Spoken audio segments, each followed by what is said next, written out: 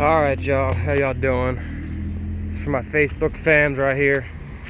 Kinda new, but I was researching on how to open the hood when you never connected the cable after taking all the radiator off. So, if you look in here, it might be hard to see, but you got them little holes up there. There's one on the bottom and one's on the top. If you ever can't open your hood, take a screwdriver, push in through those top holes,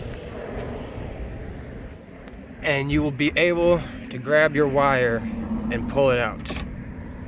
I just saved myself a couple $100. I hope this will save you guys too. Peace out, y'all.